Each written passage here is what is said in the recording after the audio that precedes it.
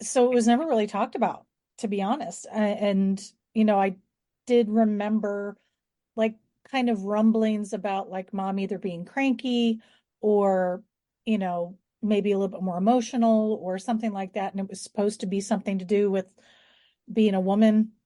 But, we were totally unaware because everybody you just don't talk about that stuff. And medically, apparently that's the case too, is a lot of people, a lot of medical professionals, especially men, do not want to bring it up to people. So I think it's about time that women said, this is ridiculous. We're reaching the point in our life where our kids are growing up and don't need us as much. We're about to go into the peak earning years of our career. And then we get hit with this whammy of physical and mental issues that we're kind of going, what the heck is happening? Like, I don't get this. And yeah, it can cause marriage problems. It can cause work problems. It's imperative that we learn how to deal with this in a real scientific way so that we can help men and women together just cope with those changes that we have never really properly addressed in the past. So there you go. There's my little soapbox. Woo! The problem that nobody's talking about is how our hormones fluctuate and how it affects our immune system. And that women's immune system is pretty much down to 30%, right? 30% of the time.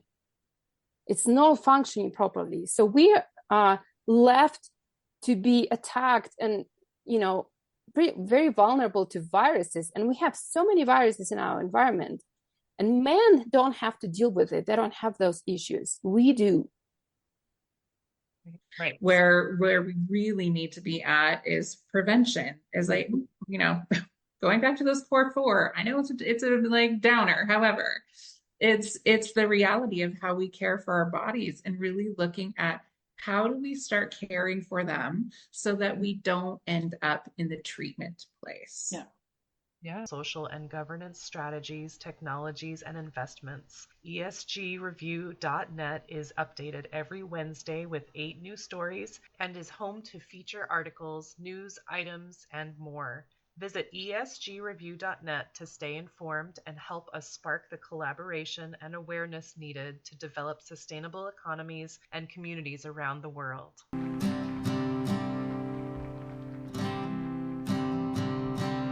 There's a place where there's no trouble, no more pain, no more struggle.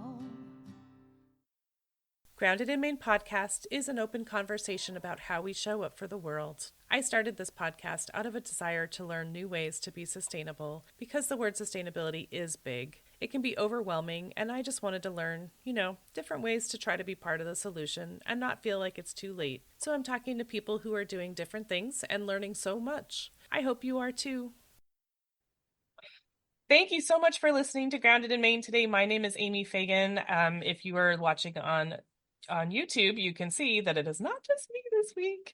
I have some friends and new friends that have joined me today. We are talking menopause. So disclaimer, anyone that does not want to hear about menopause, I don't recommend leaving because it's important. But just know that we're going to be talking about it. I have been on this journey, and lately I have been fascinated and just wanting to learn more about menopause, like how other people are experiencing it, because I've talked to other people as well, as well as my own experience. I did not know what was happening in my own body, and that is so hard because we have all been told, be your best advocate and, advocate for yourself, tell a doctor what you're feeling. I'm like, I have no idea what I'm feeling. I don't know what's going on. And they don't know how to help you. But I've talked to people that were all in a very similar situation, which makes me feel a little bit better because I'm not alone, but it also makes me feel bad that other people are experiencing this like I am. But so I want to go around the the screen, and just have you guys introduce yourselves a little bit so that people know why we're here and what we're talking about. If anybody would like to go first. Andrea, would you go first for us? Sure. My name is Andrea Canny. I live in Cincinnati, Ohio. I'm 58 years old and technically, I guess, still going through menopause because I still get the hot flashes. I'm lucky that I haven't suffered too greatly from it, but I'm interested to see if some of the other things that I've been going through in my life, if they're actually related to menopause. Might be interesting to find some of that stuff out. Oh yeah. Okay. Cathy, would you? Sure. My name is Cathy Rust. I live in Toronto, Ontario, Canada, and I'm 61, so I am the grandma of the crowd.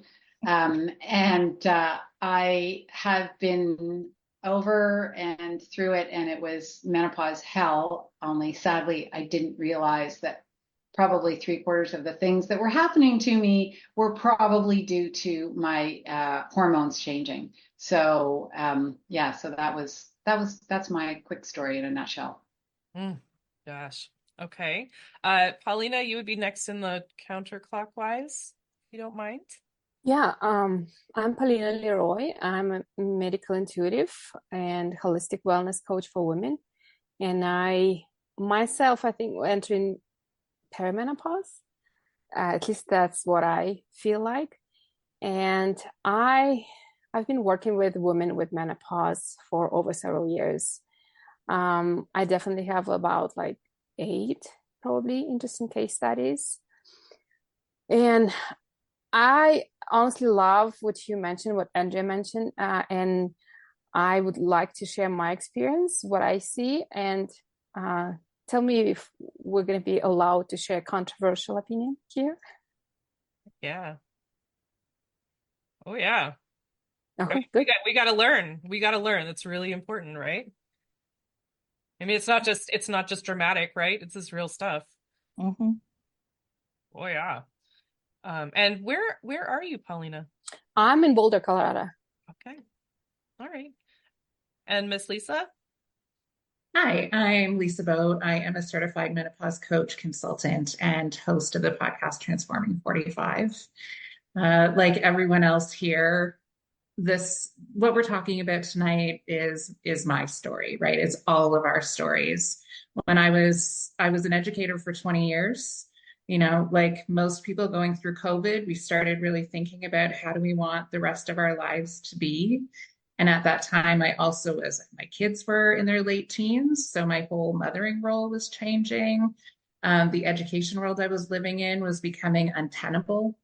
And so I resigned and started working with women in the empty nest space. And while doing that, I take a holistic approach to everything. And so physical symptoms were always coming up, and being curious and noticing these things happening in my own body, I wanted to learn more. So I took the menopause coaching certification, and it is the most important learning I have ever done. And working through it, I was constantly surprised by all of the things that we do not know about our bodies.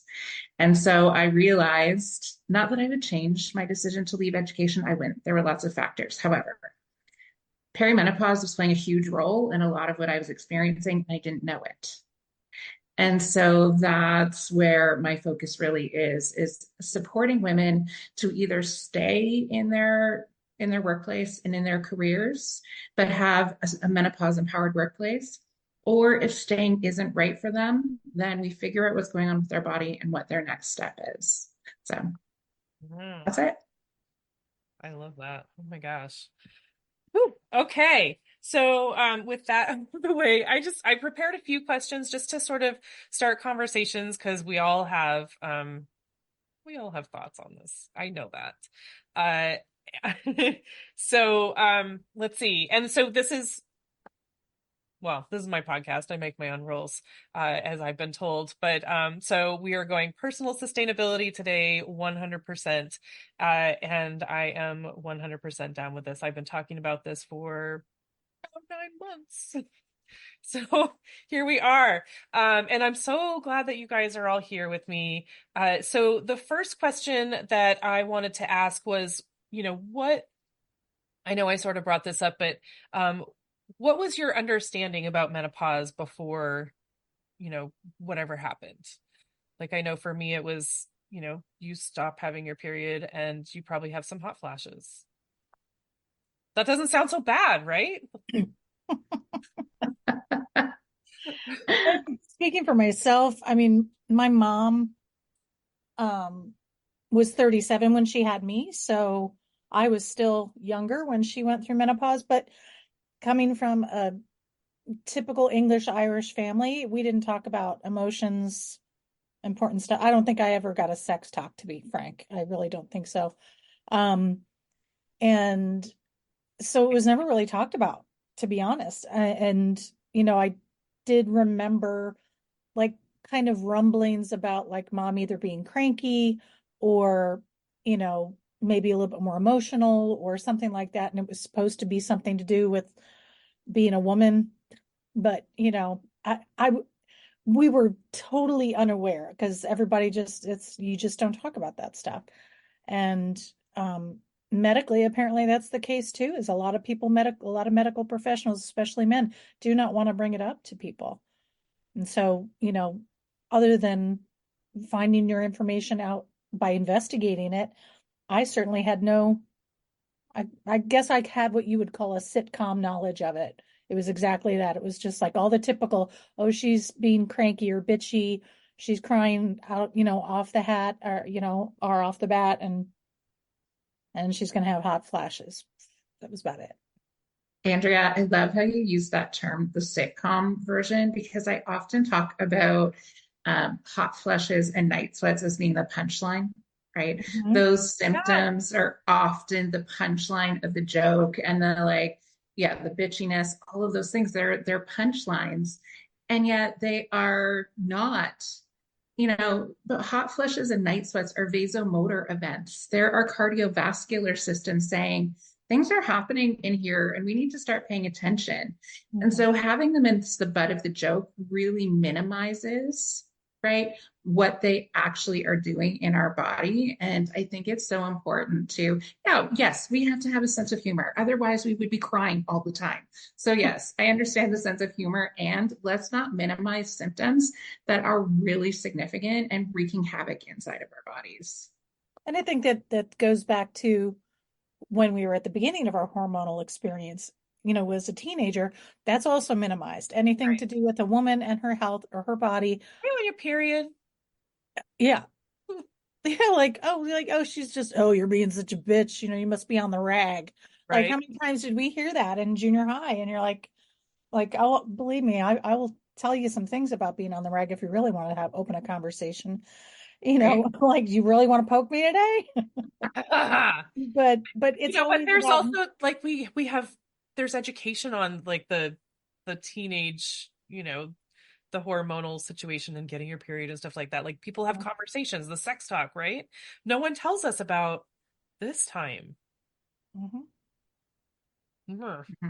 Yeah. And I keep wondering, where in my entire experience could I have learned that information? Because part of it was vanity, thinking, well, nothing's going to happen to me anyway, and I don't want to learn about it, because if I learn about it, that means I must be getting old. Because you always think of the Golden Girls, and if you look at J-Lo versus the Golden Girls, if you remember that meme that was around a couple of years ago. And so in my head, old people went into menopause, and this is something that happened once they were grandmas and all of that. And it had nothing to do with me in my 40s and 50s. And so it was a real shock when I look back in hindsight of just how much of my health issues had actually been linked to menopause, and really being completely unprepared for what was about to hit me. Because in my mind, actually, I read Halle Berry said the same thing.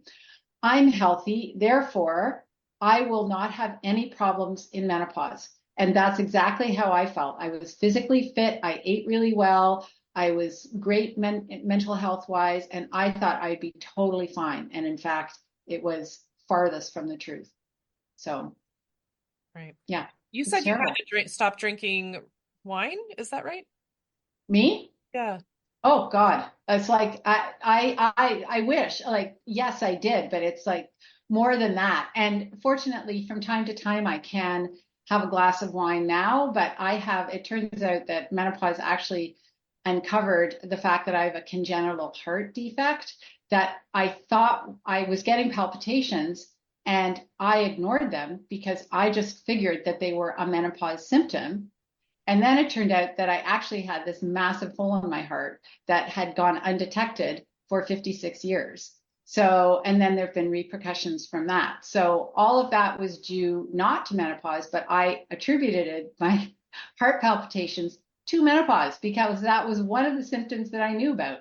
So yeah, it's menopause is bizarre and we really need to educate ourselves. And as I read in some of the research, we have not done enough research on women, and most of the scientific studies have been done on healthy adult males because, we're only half the population, if not more.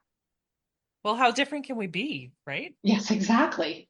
I love that you mentioned Halle Berry, though, because I recently saw that she's actually speaking out about it. And if it takes a gorgeous actress to use her platform, then so be it. If it helps the general Absolutely. public, you know?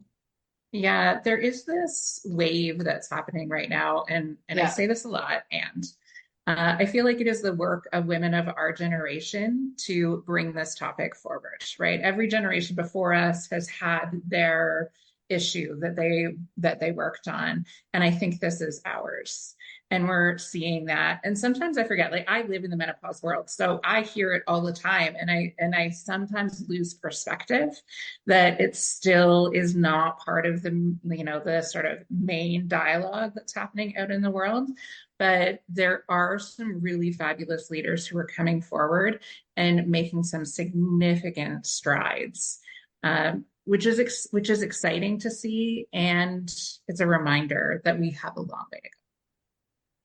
I did listen to, I think it was in March, I was trying to look it up here, a Mel Robbins podcast episode where she Oh talked yeah, with a doctor who is a woman. Because I mean, I'll scroll on TikTok and I'll see these guys who, I don't want to hear from you fuckers about menopause. Shut up. Just shut up. I want to hear it from a woman, yeah, who's not only a doctor, but may have already gone through it herself too, And yeah. this woman, that was a great episode. I'll try to find it and I'll It's with Dr. Mary Haber, and she is one of the people who's leading the work. And this week, there was a study that was just released by Dr. Lisa Mosconi, who's a neurologist, and she is doing some incredible work. And I was listening to her talk about the study. And so she was talking about how to image women's brains have never been imaged in a way that could trace the way estrogen impacts the brain.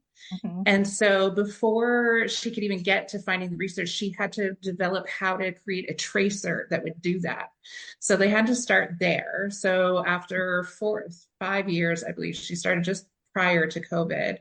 So now they've done the imaging of brains. And as women move through perimenopause, menopause, and postmenopause, the number of neurotransmitters on the brain actually increase. The ones that are receptive to estrogen increase as estrogen decreases. Mm. So when you think about what the implications of that are, that you've got this brain that is hungry, right? Like that shows us that your brain is hungry for estrogen because it's trying to create more neurotransmitters to attract estrogen, which isn't there. And so that is part of the reason, like that's the structure in the brain that's happening for why we're experiencing the symptoms that we're experiencing. But that we just know that now is, it's good. I'm glad that we know that now. And yeah, we should have known this a long time ago. Mm-hmm. Right. Women have been suffering for generations in silence because Yes. no one cared enough to. It's just what we do. Well, I mean, Well, go ahead. Amy, I'm not sure. I think part of it is that my generation and before, and I think that, as Lisa said, it's better for the generation below me, which is that they are not putting up with this bullshit of staying silent. But my generation learned from our parents to suck it up and move on and not do anything about it. And in my case, my migraines were so bad right as I hit my 1 day of menopause that I was working 3 days a week because I would have migraines for the other 4 days a week.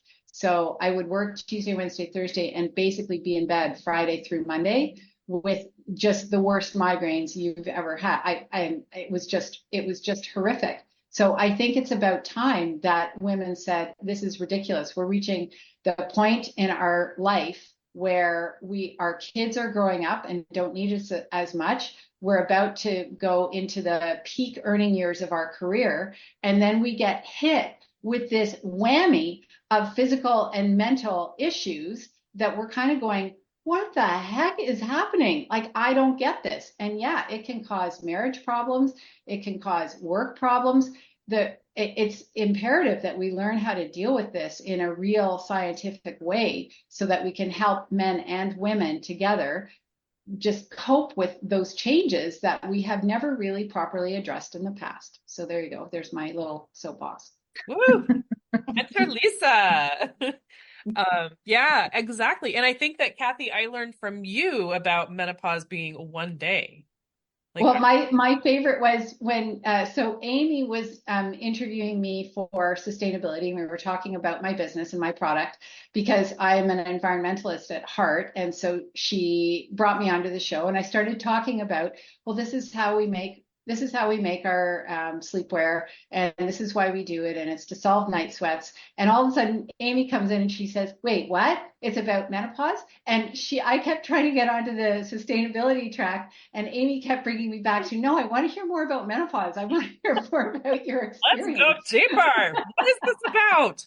Yeah, I mean, oh my gosh, it's crazy how little information there is. Yes, exactly. That's why we're here. Mm-hmm. And so, yeah, I remember, and so let's see, well, I guess we can, I mean, I'm curious that Polina, like what, being a medical intuitive, like how did you, what were your preconceived notions about it? Wow, I didn't know much about it. Like you guys, I totally find myself and my generation being uneducated properly about not just menopause, but about women's body in general. What our bodies, what's the difference between our bodies and men's bodies, right? And what are unique features that our bodies have and how to properly take care of them. I had no idea. And I think I can't blame my mom because she didn't know either, right? She didn't get proper education as well. That's why I find myself being on a mission to write a book about women's body. And I want to pass it to my daughter. My daughter is 3 years old right now. Mm-hmm. And I want to write a book as a message from me to her about, here's your woman body. You have this body. Here's how you can take care of it. Because, I found our bodies being so different from male body. Mm-hmm. We have so many differences that are not addressed by our healthcare system, unfortunately. And then, unless we start educating ourselves and advocate for our needs, for our unique needs, we're going to be suppressed by this patriarchal society we live in. Because the society that we live in doesn't care about our unique needs. They don't give a fuck about our problems.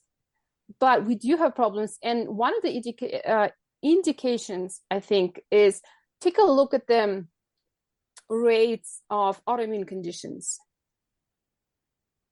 Yeah. Do you know that among 50 million of women, of people who are diagnosed with autoimmune conditions, 80% are women? So that's the problem that have to be addressed. But who's talking about it? Mm-hmm. So it comes down to our differences that, like, they are natural for us, but in the society we live in, and talking about environment, that's the problem we have to deal with on a regular basis, and that's the consequences of us not being properly educated about our bodies, right? So the problem that nobody's talking about is how our hormones fluctuate and how it affects our immune system. And that women's immune system is pretty much down to 30%, right? 30% of the time. It's not functioning properly. So we are left to be attacked and, very vulnerable to viruses. And we have so many viruses in our environment. And men don't have to deal with it. They don't have those issues. We do. That's why so many women suffering with all these autoimmune conditions, and how many women are not being diagnosed properly and being dismissed by the healthcare practitioners because, oh, it's nothing. You'll get over it. It's all in your head, right? But those symptoms are real. And because they're not being addressed properly, women get worse and worse and worse. And then there's a menopause and another, hormone imbalances in the body. And then the body wasn't properly taken care of for many years, for decades. And now we have, this hormone imbalances associated with menopause. And we have so many symptoms that technically not menopause symptoms, but because it all comes together, we have so many symptoms that so hard to deal with. Because I think one of the aspects that I think Lisa mentioned, and unfortunately I don't know about your perspective, and then I would like to learn, but I know that it's not only hormones, right? Yes, that's the main thing that should happen, but another aspect that not many doctors talking about is viral load in the body and the liver condition.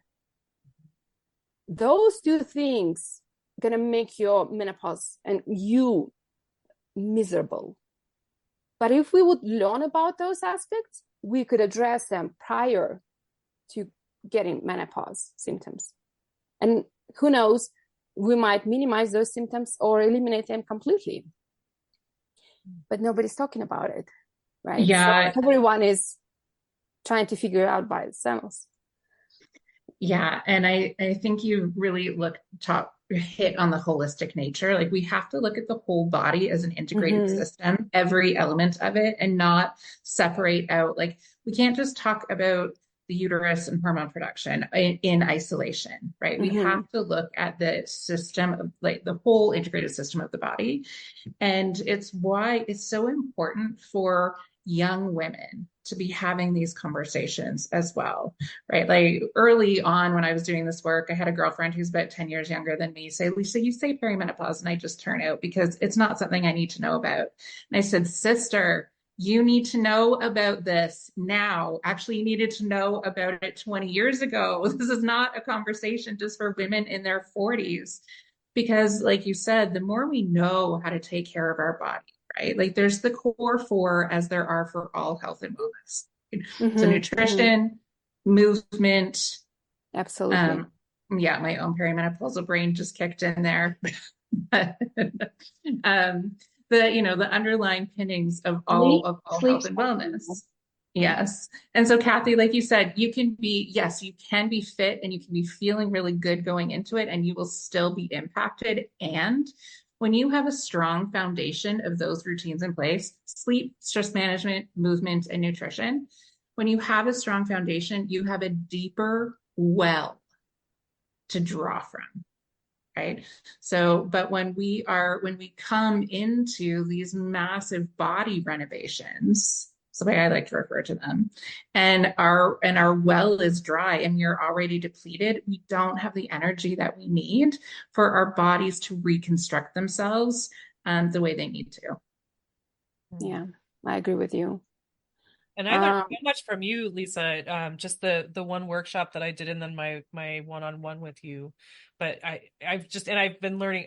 Oh my gosh, there are so many podcasts about menopause right now. But so I'm listening to them all.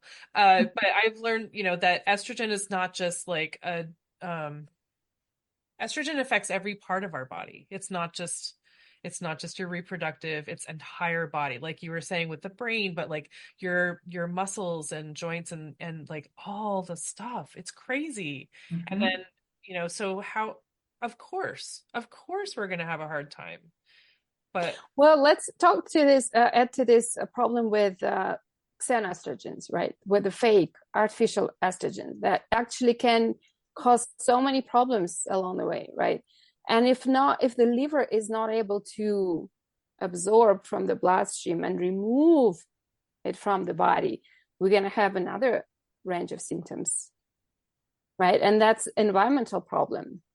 All these environmental toxins that we expose to, they can definitely exacerbate our symptoms. Right. Oof. Mm-hmm. Intense. It's intense. And I think I told you, Lisa, when we were talking, like, I feel like when we turn 40 and we're supposed to start getting mammograms, like, why isn't there like a book or a booklet or, something that a doctor can say, they don't have to say, talk about menopause, just like, here, have this book, you're about that age. And it's like, it's a rite of passage, like, be on the lookout. But yes, and of course, Polina, like, we should be healthier going in. It doesn't always work that way, unfortunately, but and it's, I think, there's also, so many things that we are not warned about. Like, people say, you want your heart to be healthy, blah, blah, blah, and people are like, yeah. There's the, live now and suffer later, or live now and life is too short. But there's not the, make sure to take good care of yourself. And people say, oh my gosh, why are you so lame? But take care of yourself, because the rest of your life depends on this time. And like you were saying, also, I can't remember who it was, but I have a friend who started going through menopause in her mid-30s.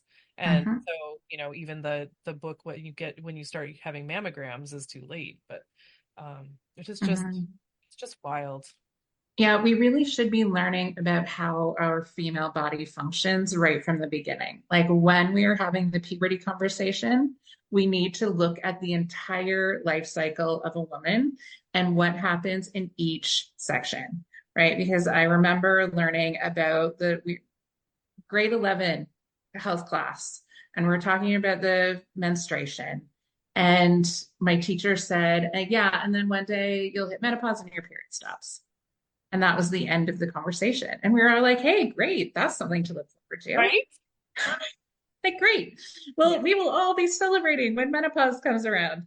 And there is an element of that, right? Like, there is an element of, and when you use the word ritual, it really triggered something in me. And that I think we need to give more time again to ritual and to acknowledging and giving space and love and care for each other as we are going through this time. So, there are rituals that happen when a girl first gets her period, right? Depending on where you are in the world or what your family tradition is. But one of my girlfriends, she's like, my daughter just got her period. And so I went and I got her, this basket of things that will help her take care of herself. So there's some ritual in that.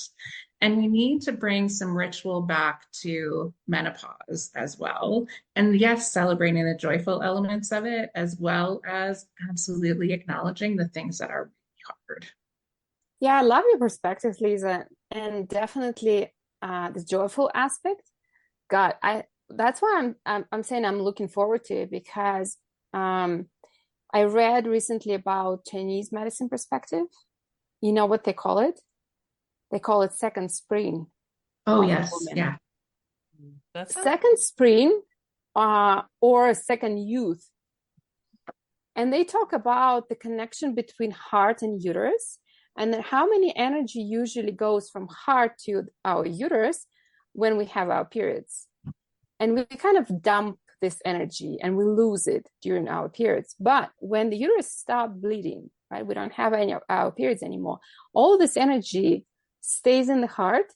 And then another interesting moment they're talking about is that women kind of get closer to the truth their truth, their true selves, and they lose this need to conform and people please.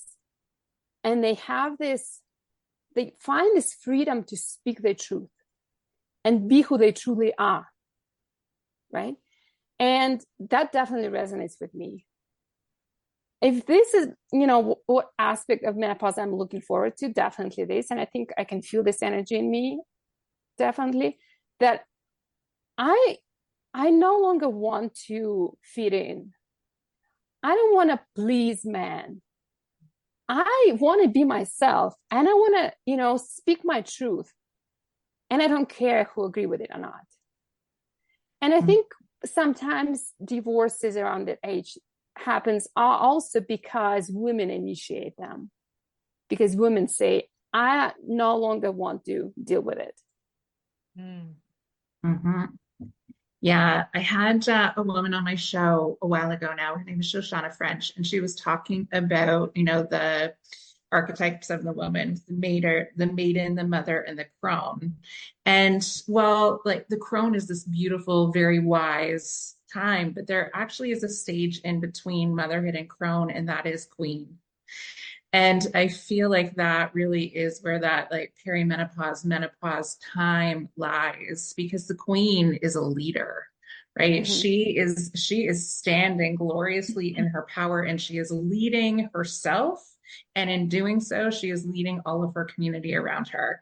And I really love that sort of visual. And I've been also trying to like come at this in a more playful way, because I can get very serious, right? I'm an educator.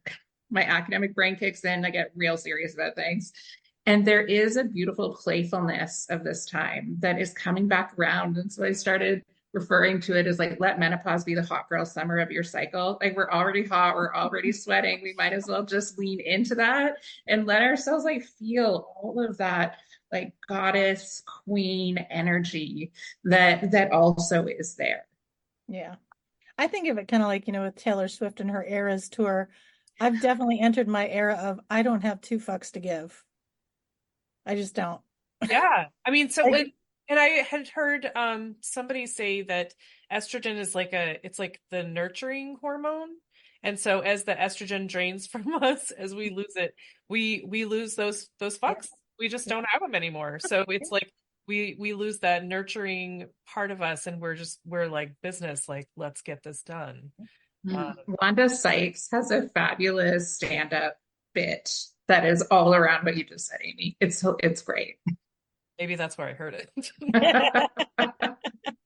I don't remember with all the things I've been listening to. Yeah, and so let's see. So what has your experience been? I mean, we've sort of talked about that a little bit, but so like I'll just say mine.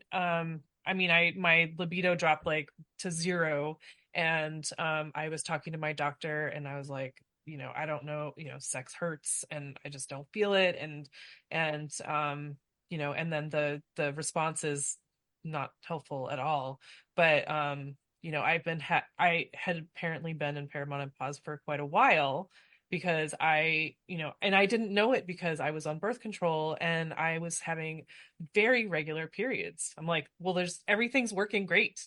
What's wrong with me? And I'm completely broken. And that was like, that was me like afraid to disappoint my husband, afraid to like just ruin everything. And at the same time, like no one was willing to help me. And I didn't know what it was. But now it's like super fun. Like, I think, Amy, I'm sorry about what happened between you and your husband, but I think there is a blessing in it. And I think you were unwillingly, but you were forced to step into your power and actually turn yourself towards who right. you are, what you want, towards your health, right? Yeah, we usually don't want to do those things, but we usually forced to face them. And that's what happened. Me, right? I'll just keep going until something, I'm forced to stop. Yes, exactly. Yeah. I'm feeling that totally. Like I'm feeling more in my power and like more excited about life. I think, like, not necessarily that my life wasn't exciting, but just like these changes that are happening, like, okay, let's do it. Let's get going. But yeah, like, and I asked my doctor specifically about birth control, like the oral birth control pill. Like, I was like, does it work because it makes you not want to? Or does it work because it's changing things inside of you? Like, and he said, no, I it's, think it does both. yeah, he I said, might have unpopular opinion, but I think it does both. I believe Oh that. yeah, birth control has significant internal impacts. Like that's what it does, right? It changes your whole chemical structure so that your eggs won't implant, right? So it has really significant impacts on our experience. And one of the things that women will say to me is that when they go to a healthcare practitioner, one of the first things that is prescribed to them is either birth control or an antidepressant. And I know, Polina, right? And that's not the answer, right? I'm not going to say that an antidepressant is never the answer because I never want to speak in terms of definitives. Every woman's journey is so different and they need to be addressed in the way that is best for them. But birth control and antidepressants should not be the first response to someone coming in with menopause and perimenopause symptoms. There are so many other ways that will actually look at the root causes of what's happening in your body. And birth control will only continue to mask and it will not improve your life. Exactly. Yeah. Thank you for saying this. I totally agree with you, Lisa, because I think it's concealing the problem. Nobody's addressing the root cause of those symptoms. Nobody's trying to figure out what's exactly causing them. Oh, we'll just give you birth control pills and it will just make it look like you're fine. Yeah. What surprises me about that, though, is that now it's talked about so much, yet nothing has changed. Because that was, I mean, I had my anti-anxiety meds because of the divorce were doubled. But the anti-anxiety is also a depressant med, so it just balances the chemicals. But I don't know. I'm like this guinea pig that's getting it all. So many symptoms, unfortunately, mental health symptoms like anxiety and depression, and sometimes rage, right? And inability to regulate our emotions tied to the liver. And what we do by giving women drugs like anti-anxiety or antidepressants is that we actually, short term, it might help, it might cover up symptoms, but long term, if we're looking at this, all the drugs there keep overloading the liver. And if we're talking about liver being the main cause of them, because the liver can't contain all the toxins, and then we just add more and more and more. Right. Well, even outside of menopause, I mean, because I was on the pill for a long time, and then I finally was like, shit, I'm not having sex anyway.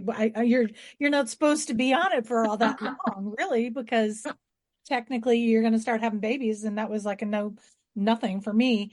But I finally just went off of them because I was like, well, I'm not even in need of it. But when you think about that you're not supposed to be on it that long, why would that be one of the first things that they try to put down your gullet, I do want to say, in a time where women's reproductive health is being attacked, that it's really important, again, going back to what I was saying earlier, like we have every option available to us, right? And that we make, and that's what's so important when it comes to women's health, that all of the options need to be available to us so that we can be treated in the way that is best for our bodies. And that's been the trouble with, Polina, when you're talking about the patriarchal structure, that's absolutely it. Like the patriarchy is looking for everything to be the same. And so when they're doing medical studies and they're looking for consistent sample group, women are not it because there is no consistency. So instead of shifting the model and looking at more individualized, how do we create individualized care plans? We were just trying to be made to fit into a box that was never ever going to fit. And so I think, Amy, like you were saying, that's where the work really needs to happen now, right? Is a real drive towards education so that everyone knows and understands what's happening in their own bodies, and so that everybody in general knows what's happening in women's bodies. And then personalized care, because no two women will have the same experience. And the same symptoms. Yeah. Yeah. It's funny. I started down this journey because after all the migraines hit, I thought that the minute, here's my naivete again, I thought that the minute I had my one day of menopause, ta-da, I'm done. Everything's good. I will go back to normal. Everything will be fine, because you don't know anything. And so that's your assumption. And in my case, what happened was I started getting night sweats, and then the night sweats were fine at the beginning. And I'm thinking, what the heck is going on? No, I'm finished menopause. I don't get these. And in fact, about a year later, they started fast and furious until I was an absolute basket case. And it was really, really affecting my sleep more than anything. And then because my sleep was going downhill, my anxiety started going up, and I started worrying about, am I going to get dementia because I can't sleep? And I started reading books on sleep, and I started reading Lisa Mosconi, The XX Brain. And my anxiety was just going through the roof. And I cut out all of my social interactions with people because I was so tired. The only thing I could think about was tonight I'm going to get a sleep. And this went on and on and on until I finally had to take the bull by the horns and really address the problem head on. And it was terrible that I let myself suffer for as long as I did, because I just felt that it would A, go away, and B, this should not be happening to me. That is literally how ignorant I was of the types of symptoms that could happen to you and at what stage in this phase of your life. And we really should just call it a natural phase of a woman's life. We don't really think of it that way, but that's what it is. And I think if we approach it in that respect, this is a natural phase of our life, it doesn't mean your life is over, then I think that women will be more prepared to learn about it and educate themselves about the changes that are going to happen to them. Anyway, that was my experience. Mm-hmm. So that's interesting that so many of you guys associate night sweats with menopause, but it doesn't have to be this way. I can tell you how many men I have as my clients who have night sweats, and they in their 30s. So it's not actually menopause symptoms. It's a symptom of overloaded liver, struggling liver. It happened to be around the same time when women get in their 40s, 50s. That's what usually liver is being so overloaded that, we tend to associate with menopause, but it's not menopause symptoms. Sometimes my husband has night sweats and hot flashes. That's not menopause. He's not in menopause. It's the liver. So we need to address the liver. We need to help liver. Mm-hmm. And, it can be so misleading because we attach this symptom to menopause. So many women might think, oh, I'm in my menopause, where in fact they're in their 30s and they not even close to menopause, but they will think, oh, I'm probably in my menopause. Night sweats, from my perspective, from everything I know about bodies, it's all about the liver. We address the liver through gentle liver detox, and night sweats go away and hot flashes go away. Yeah, I think there's room for both of those. Like there is no denying that when estrogen and progesterone are fluctuating, it makes everything else more difficult to function in the body, right? Because it impacts every single system. Definitely. And when a vasomotor event is happening, there's opening, right? So there's excess heat in the body, or again, here we go. It's 6, almost 7, and my perimenopausal brain is like, we're shutting down your vocabulary center now.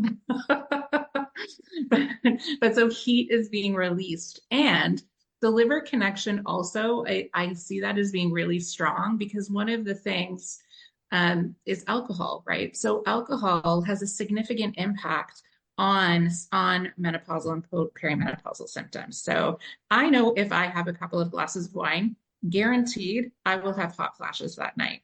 And so my liver is having to process all that additional chemical that I've put into the body in combination with the fluctuations of my hormones that are happening. And we get this result, right? Does that make sense? Mm-hmm. Definitely. Yeah, I agree with you.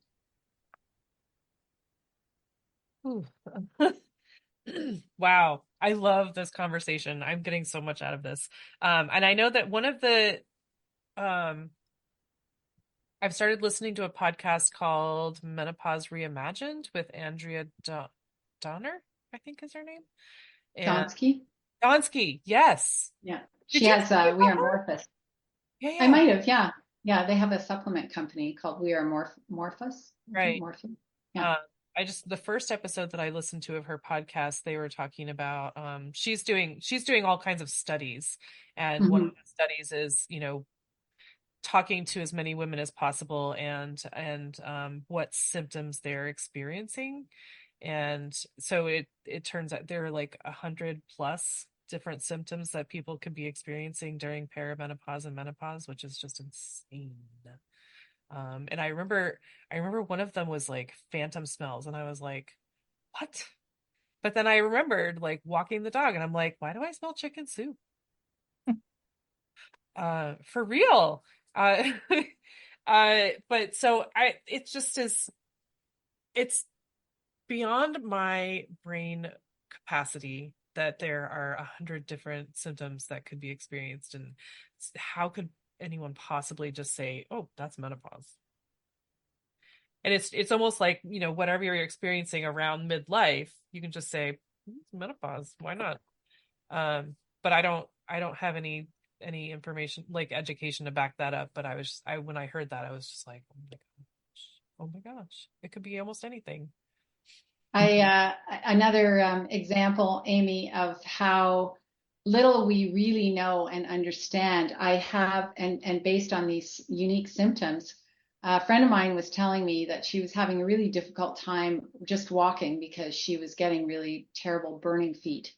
And she wanted to do this marathon in like 8 or 9 months' time. And she said, the problem is I can't train for it because my feet are burning so badly. And I said, oh, who have you talked to about that? And she said, well, I've been to the neurologist, I've been to my doctor, I've been to the chiropractor, I've been to blah, blah. And she lists because she keeps getting bumped from one doctor to another and one specialist to another. And so I'm thinking to myself, wait, on Andrea Donsky's website, there's the list. And so I look in and I go, burning feet, menopause, and there is one of the symptoms. And it turns out that it's, I believe, a lack of B12. Is that right, Lisa? Something along those lines. There's some sort of menopausal cause or vitamin deficiency that causes this burning feet in people. And I'm thinking, oh my God, if we just knew this, imagine how much money we could save the healthcare system and how much more quickly women could solve this problem if they thought, oh, you know what, I'll bet this is a symptom of menopause, but we're all in the dark. And so we don't know until we actually start taking it seriously and saying, okay, what could this be menopause? But not even her doctors and professionals even considered it an issue of menopause, symptom of menopause. Well, it doesn't have to be menopause symptom. I'm wondering, Rose, if those symptoms build up. Okay, there's a list of symptoms. How many of them actually caused by menopause? It can be that, as Lisa said, the fluctuation of hormones affecting the rest of the body and immune system is down. Because from what I know, burning sensation is definitely neurological, right? It happens to our neurons, and the neurons being inflamed. And what's causing this neurological inflammation? That's probably low-grade viral activity. And yes, lack of vitamin B12 definitely could be a factor. So, it's not necessarily menopause, but low-grade viral activity that can be addressed with proper diet and adding supplements like B12. Definitely can be lack of B12. Magnesium can be lack of magnesium as well. Mm-hmm. Yeah. But if we're not addressing the root cause, which is still low-grade viral activity, just adding those supplements not going to help, I think.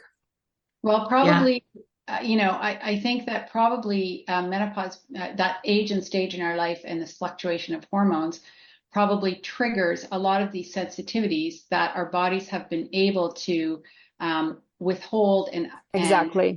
put off until that Mhm. point. And then we reach that point in our lives where our hormones are naturally fluctuating and all of these other symptoms are now showing their ugly head, so to speak. Yeah, Mhm. yeah, definitely.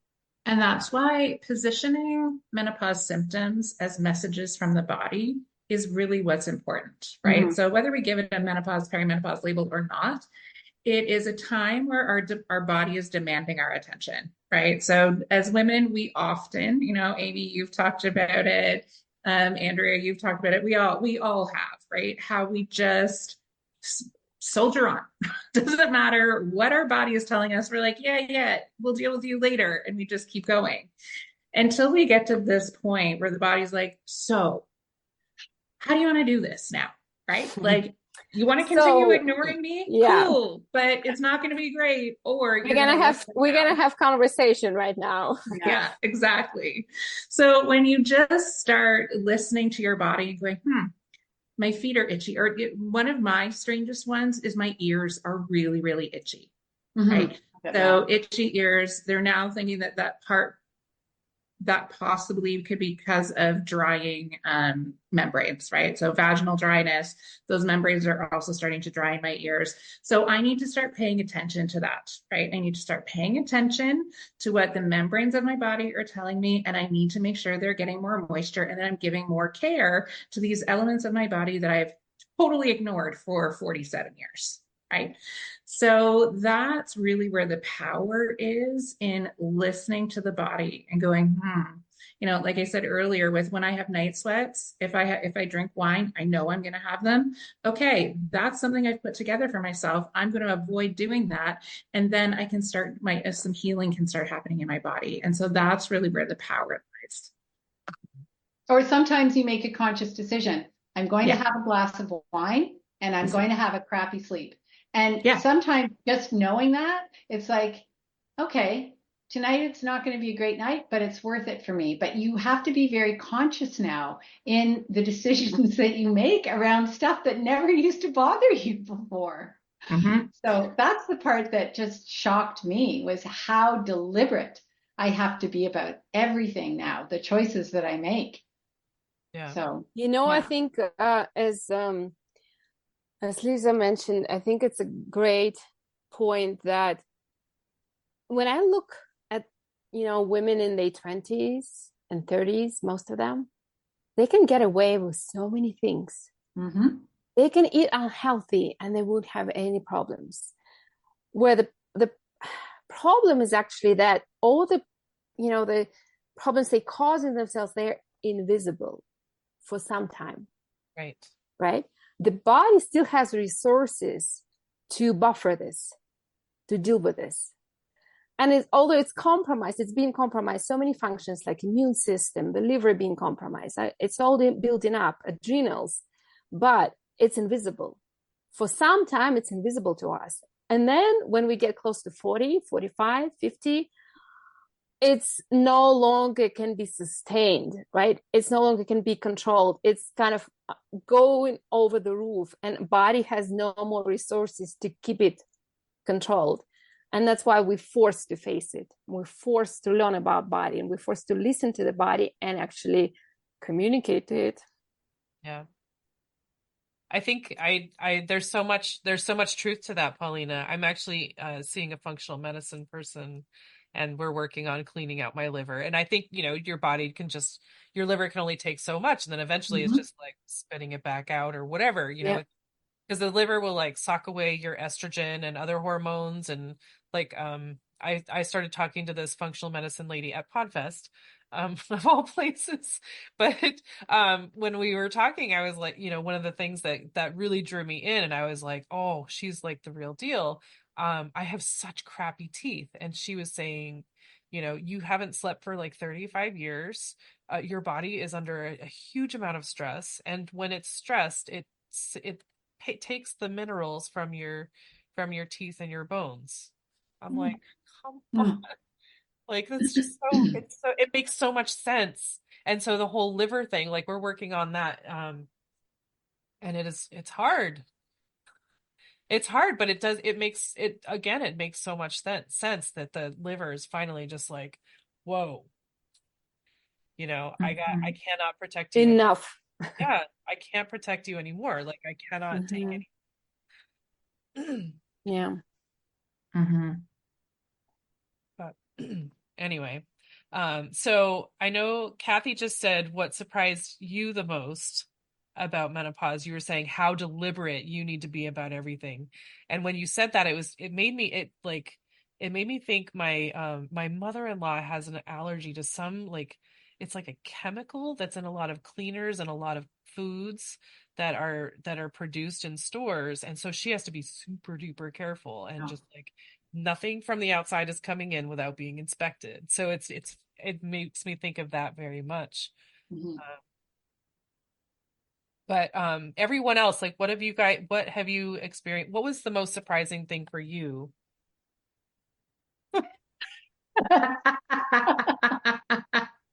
about about menopause?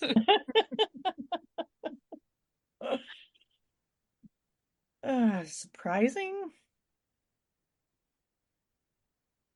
Um, I think for me, it's that position of I'm not sure if it's just, I used to be very young, young and very fit because I was a dancer for a long, long time. And, when you're young, you're made out of rubber. If you gain 5 pounds, you change your eating habits for a week and then you lose it and it's fine. And you can do those bad habits and your body's fine. But then once I stopped working out on a regular basis and stuff, of course, then I started gaining the weight. Then I was getting older, gaining weight for all the different reasons. But I'm assuming the issues that I'm having, like with my shoulder, is from menopause because I don't recall an actual time that I injured it. And this one, I feel like, I can raise that one just like Yeah. that's fine. This one, like that's when it starts hurting. Yeah, frozen shoulder. Yeah, I have Yeah. that too. Out of the And blue. like if I, you lose your balance somewhere, like you hit a pebble or something, if I do like a jerk response, it's like searing pain. And I'm assuming that's from menopause, and that one surprised me the most, I think. Mhm. I had that. It was awful. So, Hmm. Yeah. I think for me, it was the silencing and the shame. Mm. And maybe surprising isn't the word. Like when I look back on it, or not look back on it, even like I'm in it, I'm in it. I'm like, well, of course, there's so much shame, and of course, we're trying to shut down the conversation. But when I first took my leave from education, I just really needed to do some healing. It had been years where it was an abusive relationship with my employer, essentially. And so I was baking bread, and there was something really like I was baking sourdough, and there was something really ancestral in that for me. And so I was baking bread and I was just sort of selling it on the side. And while I was doing that, people were constantly like, "Hey Lisa, how's the bread going? What's going on? Like tell us about it." It was a regular conversation. The minute I started into advocacy around women's health and talking about perimenopause and menopause, everything went silent around me. No one asked. It was I was like, oh, this is a real social experiment to be to be in the center of. And I was surprised, and I shouldn't have been, I suppose.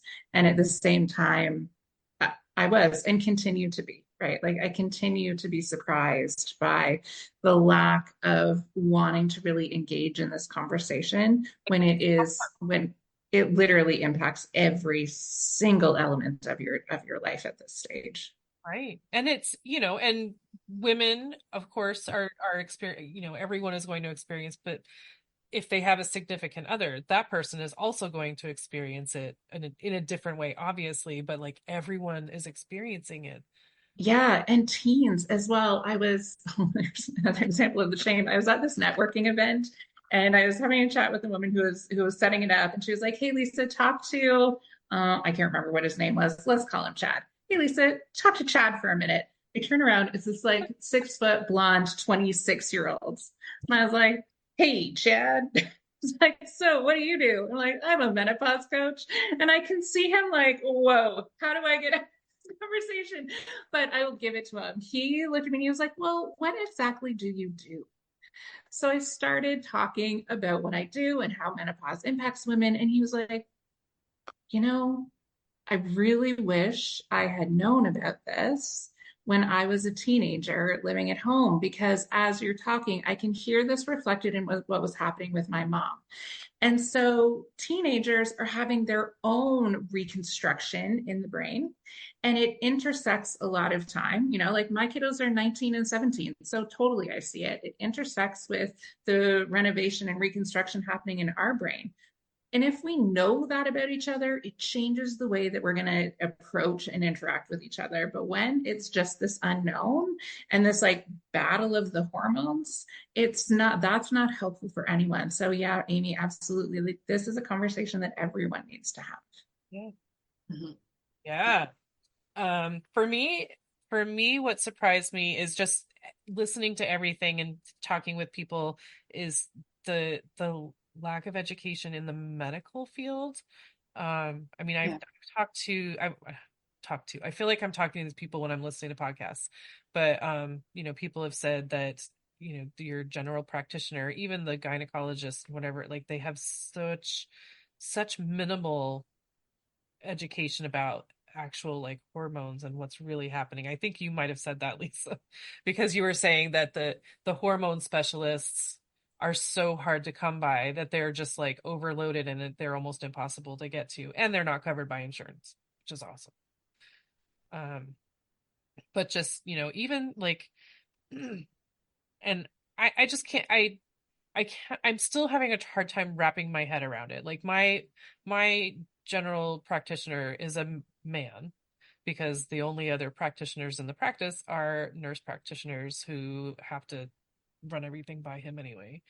But he's cool to talk to, but at the same time, like, I've put on 30 pounds since all this crap happened, and he's just like, how do you want to try Ozempic? I'm like, I absolutely do not.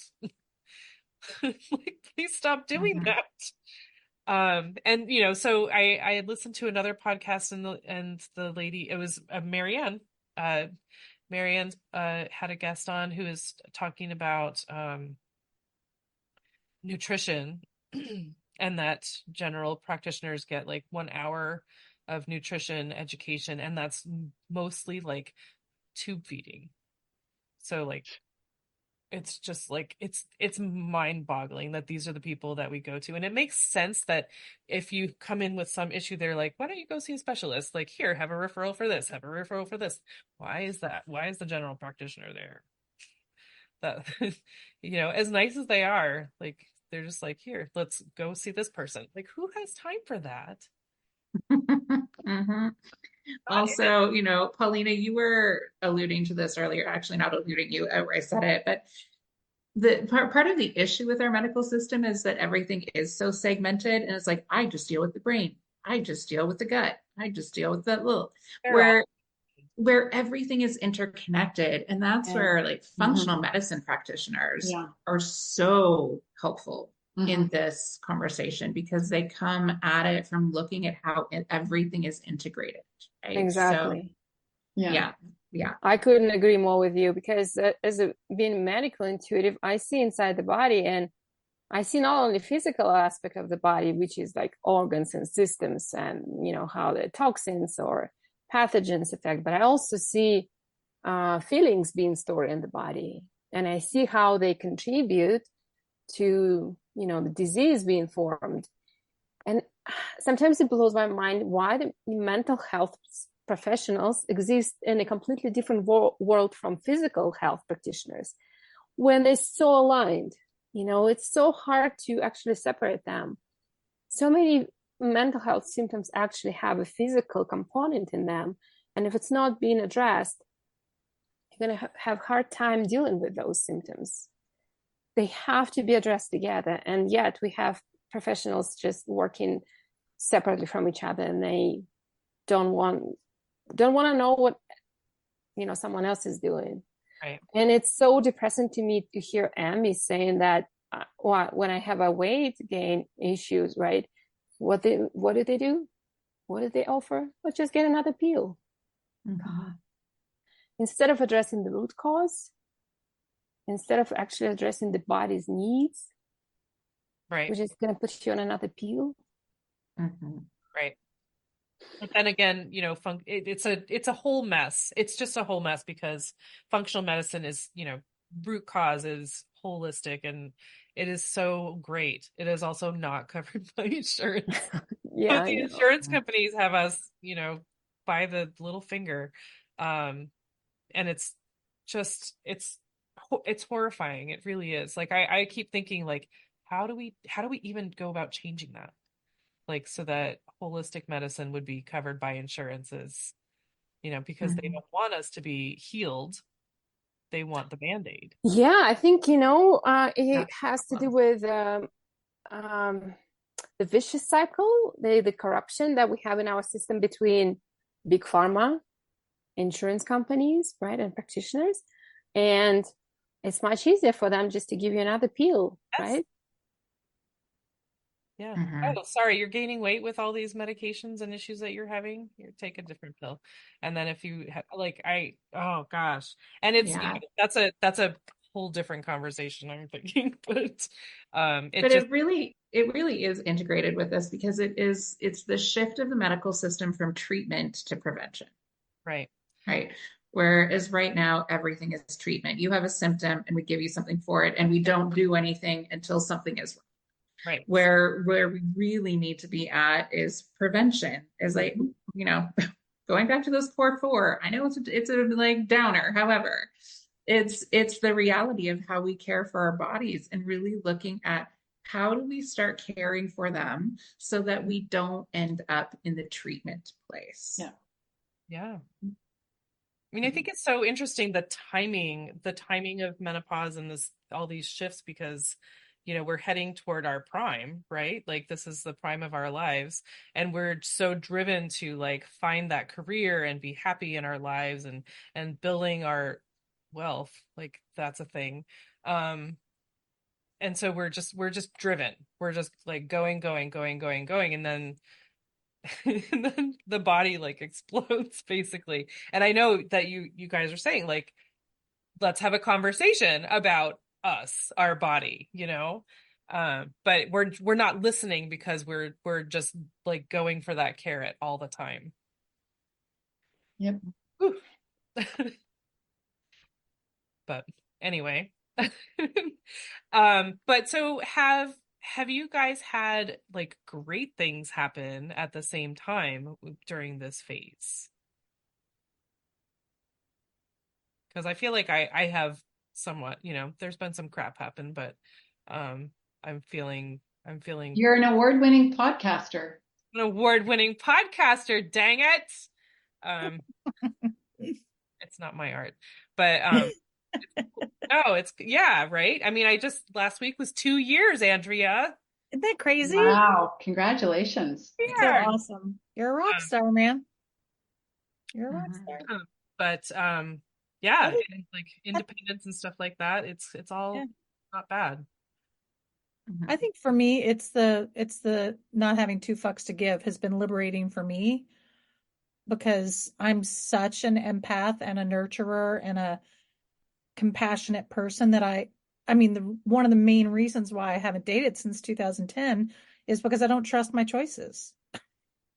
I've spent my whole beautiful, young, gorgeous body life wasting it on other people that did not treat me well.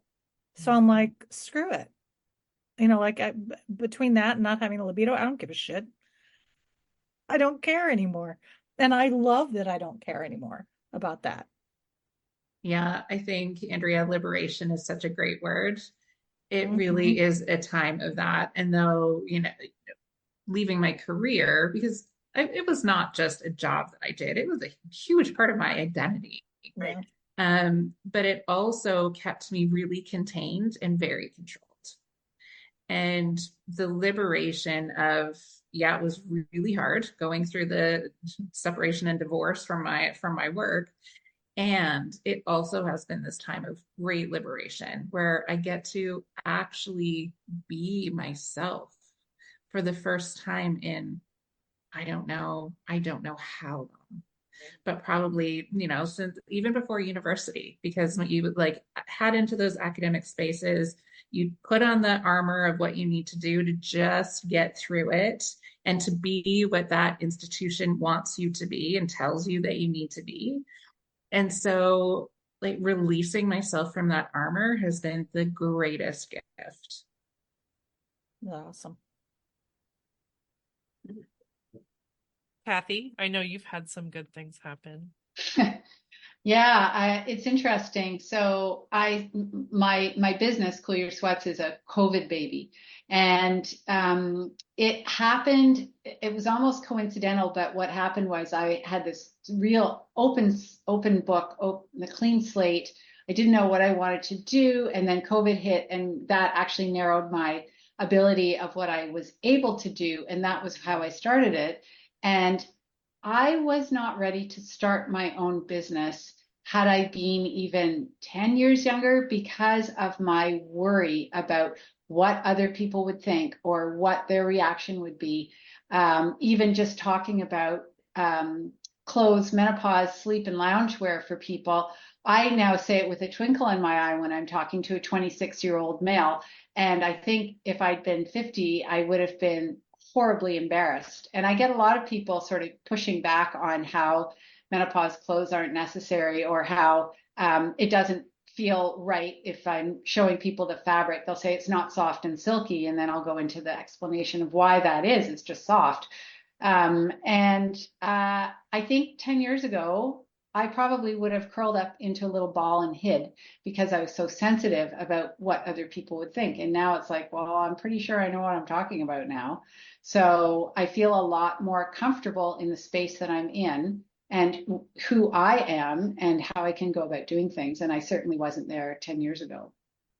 Well, and you're doing big deal, like, what are they, tours or workshops, conferences? You're doing Mhm. conferences. Yeah. I go to conferences now, and we exhibit our wares, and we talk to people and tell them about what we do and how we do it and how we're different and all that sort of stuff. And that was really difficult for me 10 years ago. I'm not naturally outgoing in situations where I don't know people. Mm. So anyway, so yeah, so that actually has been a blessing in terms of having that confidence that I didn't used to have. Yeah. And I want to add also about Cathy. She is working on this great program where she's trying to get her sleepwear into the hands of breast cancer or cancer survivors or cancer people going through cancer treatment because they're being forced into menopause, and those symptoms are. Yeah, we have that program on right now at hospital at the McGill University Health Center in Montreal. And so we're just collecting data now from the people who are using the nightgowns to see what their feedback is. So yeah, we're really excited about that program and hope we can offer it to other places as well. Me too. Mm-hmm. Polina, do you have anything to add? No, I just can say that I'm really enjoying this conversation. And Same. what I hear from all of you is this aspect of liberation and stop giving a fuck about what other people think or, say. And I'm just going to do me, right? I'm going to do what's right for me, what feels right for me. And I think that's great. And I definitely can relate to this. And I think what I've been passionate about for many years is to help women to connect those dots between what we do on an everyday basis and how it's actually affecting our health, how it's affecting our bodies, or what kind of symptoms your body is having, what kind of signs your body is giving to you, and what it actually means to you. And I'm working on putting together community for women like a membership where they can come, and meet on a weekly basis and actually talk about those things, those symptoms, discuss and receive actually help and support. And I think that's so important for us women, just to get together and share what's happening, and not just in the physical body, but also right here, because as I said, I think emotional aspect and the spiritual aspect of who we are is like inseparable from physical aspect, and we need to look at them together. We need to address them together. And I can't wait to provide safe space for women to actually do it. Yeah. I mean, I think for me, the physical part of menopause has been difficult, especially, with the doctors not being helpful. No. But the like you're saying, the liberation, the feeling of freedom and like just not giving a crap and like doing what matters to the self, is like the best thing that's come out of it. But Lisa, can I have you talk about what you're actually doing a little bit? Because she's working with workplaces, because this is the prime of our lives, and you're saying that people are being forced out of some people are being forced out of their job because of the. I'll let you tell it. Yeah. So I mean, I do work individually and in groups with women as well. And because as I was finishing my menopause coaching certification, a report came out from the Menopause Foundation of Canada at around the same time. And I've since found the research from the US, and it's very similar. It's just on a much larger scale, obviously, as you have way more population than we do. And one of the most staggering statistics for me was that 1 in 10 women are leaving the workplace at the peak of their career because of unsupported menopause and perimenopause symptoms.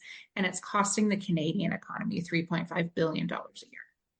Wow. In lost income. And yes, exactly. It is a significant, like that's the number behind the significant issue. And when you look at the leadership gap that exists at the top, in terms of women CEOs and leaders at the highest levels, we know we lose women during childbearing years.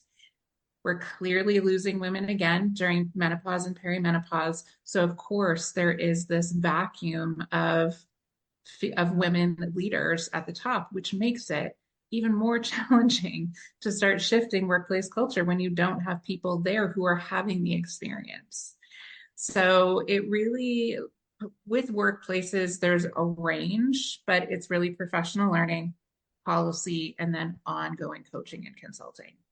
So professional learning so that everybody in the organization understands what perimenopause, menopause is, the impact that it is having. One of my favorite things when I do these workshops is that I will see the light come on in women's eyes, right? They're having this experience of feeling like they're just losing their minds and that they have no idea what is happening to them, but they are not able to do their job to the way that they were able to do before, or the way that they want to, and the way that they know that they can. They just know that something is not right. And so when I start talking about the symptoms and how they show up in the workplace, I just see this light come on where they realize, oh, there is something. And so I can actually do something about this. This isn't just how it's going to be from now on. So that part is key. And then policy is so important, because having it actually in that workplace so that a woman doesn't have to necessarily go to her supervisor and say, so I'm having perimenopause and menopause symptoms. This is the way it's impacted. Like, no one wants to have a conversation, right? So having that supportive policy in place is important. And it can be from as simple as, can you control the temperature in your workspace? To, is there a place where you can keep a change of clothes and have a quiet place where if you, like, during the day have a hot flush or something happens and you need to go and have a moment and change your clothes, that's available. Those are quick, easy things that can literally be done tomorrow, right? All the way to looking at menopause leaves, right? We have child leave. We have, in Canada anyway, we get a year when we have children, if we're not an entrepreneur and self-employed. And but there's nothing in menopause, and our bodies are going through this same kind of massive shift. Yes, we don't have a small human that we're trying to keep alive, but our bodies are going through a massive shift. So there is a range of policy that we look at that really change the culture, and the key more than anything is around communication. So there's a communication structure that I always share that is around knowing and naming, acknowledging, and then communicating. So one, if I wake up in the morning and I have a wicked hormone headache and I know that it's going to impact me during the day, then the structure that's already in place, because we've practiced it in the professional learning, I go in, talk to my supervisor, colleagues, whoever, and say, hey, I have this really bad headache. So instead of ignoring it, we acknowledge it. This is how you're going to see it show up in me today. This is a sentence that we can say to each other that's going to be safe and supportive. And this is where I might need some help. So everything's laid out right at the beginning so that, the dominoes that fall when we just pretend everything's fine when it's not. And then disasters and chaos thrive around us. When we have that structure in place, it changes.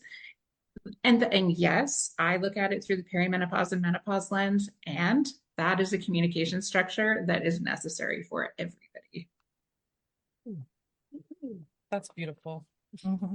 It's really cool. Thank you. Goodness. So what do you guys think? I mean, obviously, Lisa's starting some pretty good some really important conversations in the workplace. What do you think we could do? Like, what needs to happen? If anyone has thoughts, because I clearly just lost mine. How do we change this awful path that we're on? Well, I think, Amy, you actually are doing the right thing by hosting a bunch of women who have experience in this area already, talking about it and bringing it out into the open. And yes, there are a ton of menopause podcasts out there, and some will resonate with women and others will, et cetera, et cetera. And I just think that the more that we talk about it and the more that it appears in the media, the more normalized the whole conversation becomes. And it becomes less of a stigma, and people are able to talk about the symptoms a little bit more and what's happening to them and not feel embarrassed or shamed about it. It's just like, we go through puberty, we all know it, we all accept it, and now this is the other end of puberty. This is the exact opposite. So I just think that what you're doing is the right thing to do, and we just have to have more of these conversations. And in my case, it's too late for me. Save yourselves. But definitely the younger generations will benefit from this and benefit from hearing people who've already been through it or who are going through it now realize, oh, this is just a normal part of life. And it won't be as big a deal as it was for my generation. Right. Well, I mean, what you're doing, Cathy, is taking that torch, from your pain of your the hardest thing, one of the harder things that you dealt with, and finding a way to make it better for someone else. I think that's because I got so pissed that there was nothing available. Like it was just another nail in the coffin of, are you kidding me? Are we this invisible? We turn like 45 and suddenly nobody's interested in us anymore for any reason. And I just got so angry, and I just thought, this is appalling. Someone has to do something about this. And so that was how I really started. That's what ignited me and got me into gear. It was just the lack of selection and the lack of understanding about what was available. Yeah. I want to add to this, as when I was reflecting on these aspects of our society, as I'm writing with this book, I realized that part of the problem is patriarchal culture that we live in, right, in a society, and fact that our worth, our value as women is actually going down as we age. I don't know if you noticed that, but it is reality we live in. That's why so many women are obsessed with concealing the signs of aging, Oh Mhm. God, nobody should see my gray hair. Oh, nobody should see that I have some wrinkles, right? How obsessed we are with keeping the appearance just to delay as much as possible the drop of our value. And Ooh, that's a Yeah. most women's experience. that's really deep. I mean, thank you for putting that to words. Yeah. And Mhm. I can speak on that on another level, like a deeper level, or one more layer of it is I'm 58. I'm still looking for full-time work because being in entertainment, COVID totally screwed up my life in Orlando. And hence why I had to move back home into the family house in Ohio.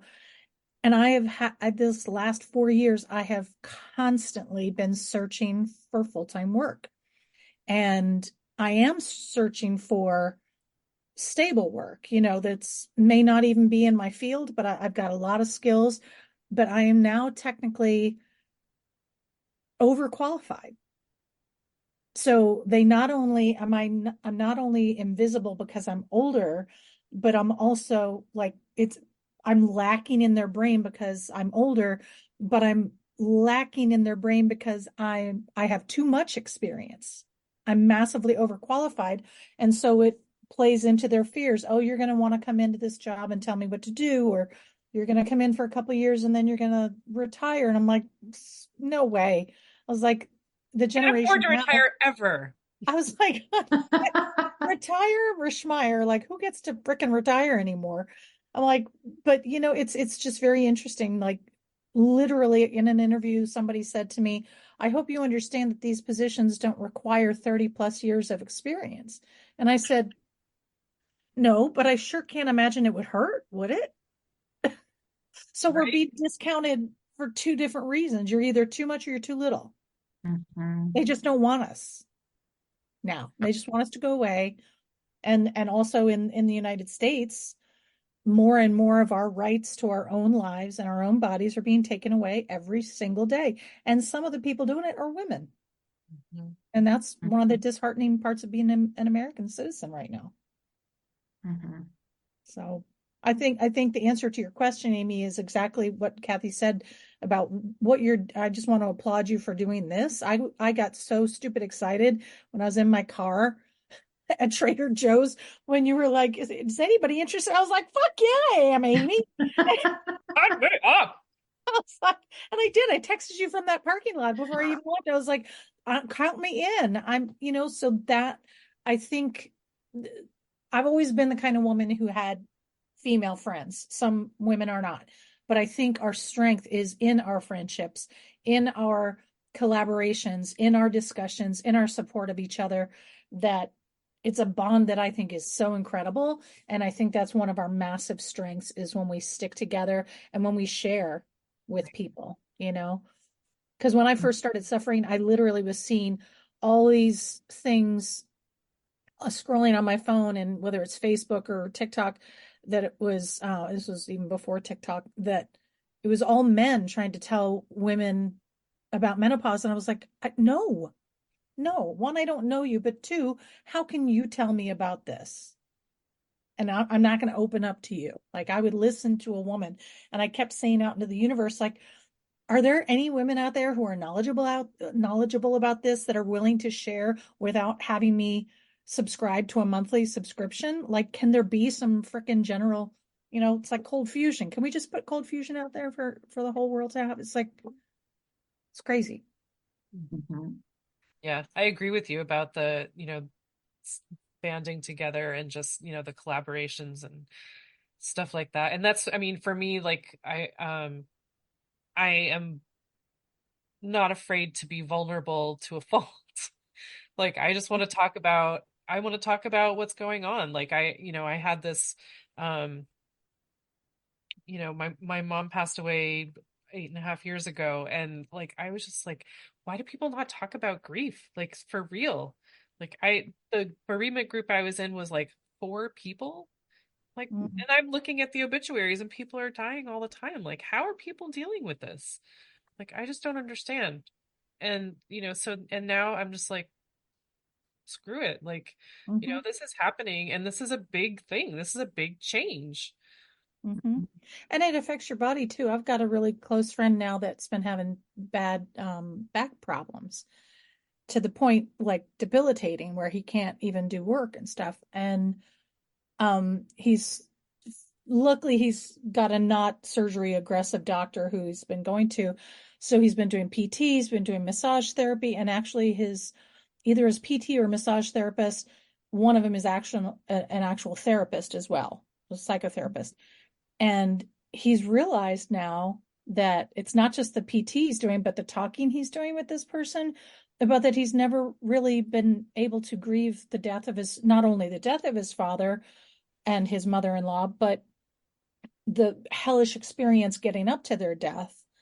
And like he literally went from his dad's funeral back to work that day, that same day, because work demanded it, you know.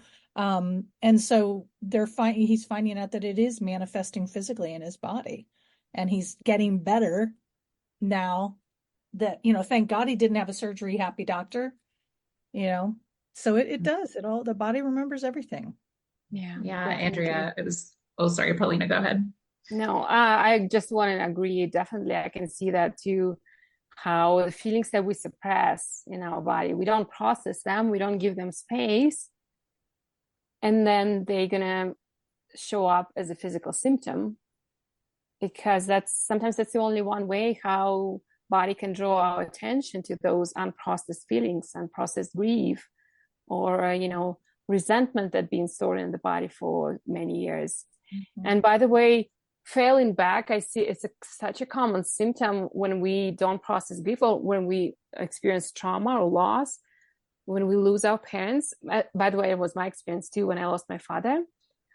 Within a few months, I just fall with some herniated disc.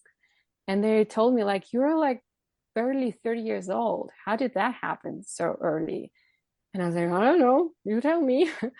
But the problem is that when we lose our parents, yeah, they are support for us, right? Mm-hmm. And when we lose them, there's so much pressure on us in life. What do we do right now without guidance from our parents? And sometimes we collapse under this pressure. And so that's why I think it's so common, and we do have to address those feelings. They are such an important aspect of our lives. We have to give them room. Paulina, I wish I could see what you see. I'm so curious now. I did not know that medical intuitive was a thing. And so when you said, I agree. I didn't know either. so you can literally see feelings bottled up, like how that, oh man, that's so crazy. Cool. It's cool. Mm-hmm. Yeah, Paulina, I was going to say, when my mom died, I described it as, it feels like you have one less root in the ground, right? And this root is like out and waving, and it's raw, and it's not getting the nutrients into the tree that's necessary. And over time, that root finds a new way of being, but it takes that time to really process and give to it. Amy, like you said. And one other thing I wanted to say about what we need to do is that there is a lot of advocacy work that needs to happen. So yeah, like the podcasts that are happening, conversations, yes, and we need advocacy and legislation at the federal level around funding for women's health research, right? So that the dollars are being put in to study how our bodies actually work. And then I had Lauren Sharon on my podcast. Her episode is coming out next week during Menopause Week. And she's from the UK. And so they're a little bit ahead of us. There's still lots of work to be done there. But she's been doing this menopause in the workplace support for over a decade. Wow. And the many organizations and businesses in the UK have menopause policy in place. And there is they've been going through the human rights legislation, but we do need some specific legislation for this aspect to make sure that there are standards for what needs to be in place to make sure that women are supported, because it's the structural elements that really need to shift and change. Yeah, agreed. I'm looking forward to that next week. Vote, vote, vote, vote, vote. Right? To learn all about it and just We'll gosh. be the suffragettes instead of suffragettes. Suffragettes. Oh gosh. Wow. Thank you guys so much for doing this with me. I just feel like it feels really good to be able to say things out loud. It really does. And I know there'll be people that will hear it that will just be like, "Oh my gosh, that's what it was. That's what it is." So, thank you so much for helping me do that. And Andrea, I want to so we've kind of given the highlight to Lisa and to Cathy because I know what they're doing. And Andrea is in her newfound like I don't give a fuck. She was on my podcast as well. And she was talking about how she wants to create this like haven at her parents' house and like teach people how to be in nature and to appreciate everything. And I just want to just shout you out for that because Thank you. I love that. Thank you. Now I just need a full-time job so I can actually purchase the home for my mom and make it come to fruition. So people hire me. Right. Yeah. And Paulina, oh my gosh, thank you so much for joining. I did not know anything about what you did, and I'm so excited and I'm so fascinated by all the functional medicine stuff. I'm just like this is like new information for me this year, and I am so fascinated and I want to learn all about it. So thank you so much for bringing that aspect. And just I think I'm gonna have a conversation with you on the side because I just really want to learn more about what you do. Let's do it. But does anyone else have anything that they want to add before we close up? No, No. just thank you for doing it. This is a great way to spend the evening. Thank you guys for joining me. I really appreciate it. So, to listeners, people who are listening or watching, like if you have questions, I'm going to add everyone's contact, links or whatever, in the show notes, and I want you to ask questions. So, send me a DM or find Lisa or Cathy or Andrea or Paulina, like find them and ask questions. Ask me questions and I'll reach out. I have no problem doing that. And, just be well, talk about it and advocate for yourself. If there's anything else that I'm missing, please shoot it out, you guys. Did great. Okay. Thank you. All right. Thank you. Menopause out for now.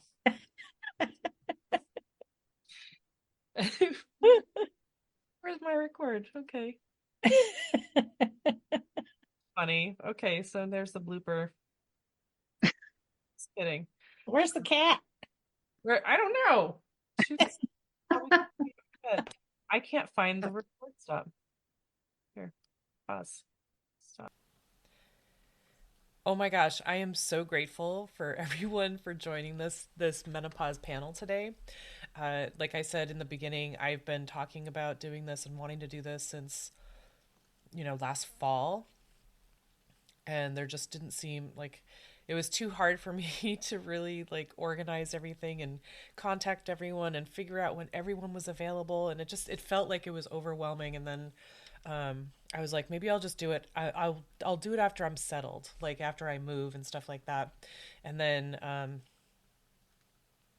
I just said, forget it. Like I can't wait for that. Like all these pieces just feel like they're coming together. And so I just put it out there and all these people they were like, let's do it on this day. And I'm so, so grateful because this was so, like validating for me. It was so educational and it just was,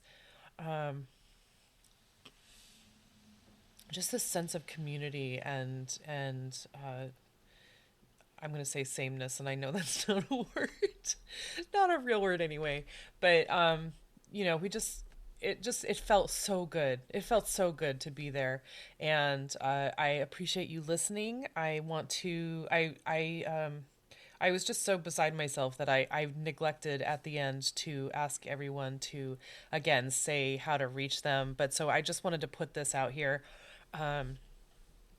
So my friend Andrea Canny and Lisa Boate, that's Boat with an E at the end. She has a podcast called Transforming 45. She also has a business called Liberated Menopause Consulting and Coaching. And I highly recommend the podcast. Oh my gosh, it's so, so good. Cathy Rust, who was a past podcast guest, if you have been listening all along, we talked about her sleepwear, the hemp sleepwear that is specifically for night sweats and hot flashes, and she's just so, oh my gosh, it was just so good. And then Polina LeRoy, I had never met before. She just popped on. I didn't know what to expect. So fascinating. Like, I just learned so much. And so it was really fun. It was really healing. It was just a good time. So I hope you guys got something out of this as well. Please share it with everyone that you know, because everyone is going to be experiencing this. Well, lots of people are going to be experiencing this, and half the population at least, and then the other half may have contact with those people. So just to be supportive and kind, and not tell them they're crazy. Okay, please don't tell them they're crazy. But if you, and I still need to record with some male people, so if you know anybody who is open enough to being able to have a conversation about this, I would really, really, really love to hear what it's like on the other side, because I know what I hear, and I know what I feel like I'm getting from the other side, but I want to know, like, actually with words, what is going on the other side. And I would love to have another panel with men. So if you know of anybody, if you are somebody, please contact me, because I would love to set that up. Anyway, thank you again for listening. I hope that you will look up these ladies and show some love and show some support, and support your people who are perimenopausal or menopausal or don't know what's going on. And again, share this with them, because boy, it was something that I needed years ago and I didn't have. And so now I just want to be able to just be loud and let that be heard, because there was a really, really hard years. And I just want to save other people from that awful feeling. Anyway, thank you again for listening. I hope that you've enjoyed this. Again, share it, and feel free to rate and review if you really enjoyed this. I just want to take a second to thank my guest again for speaking with me and sharing such great information. I love having these conversations with folks. I also want to thank Buzzsprout for hosting the podcast, for Jane Bolduck and her music genius, for Becca Coffron and her award-winning artwork. And thank you for listening. I appreciate that so much. Please check out the show notes for any links and extra information. And if you would like to follow my guest and find out more about them, I'm sure they would love the follow. And if you don't mind leaving a rating or review wherever you're listening, and just help to get this podcast in front of new eyes, that would be amazing. I would really love that. And feel free to reach out to me on the socials and let me know what you're thinking. And if you would like to be a guest on the podcast, please let me know that. I would love to have a conversation with you about sustainability. All right.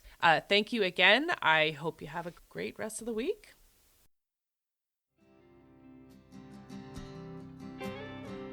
There'll come a day, my mama told me, when I find love to have and hold me, a heart that's strong and so sincere. Just tell me, how do I get there?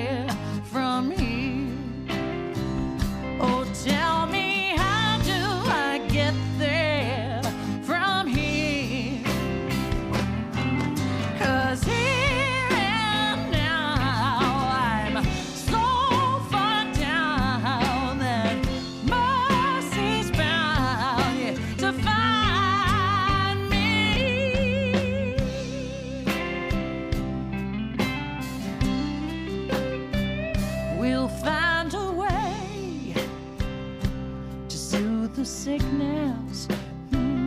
We'll heal the ache with sweet forgiveness. Wages of war will disappear. Just tell me, how do I get there from here? I wonder, how do I get there from here?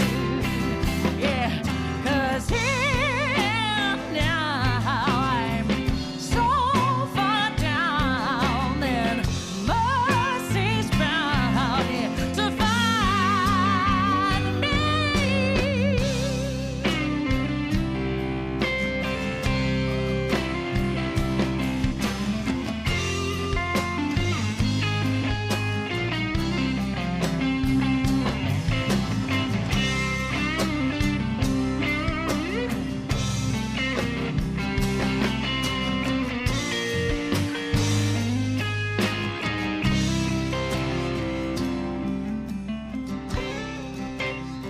When that state of grace has finally found me, well, there'll be music, ooh, and good friends around me, yeah, yeah.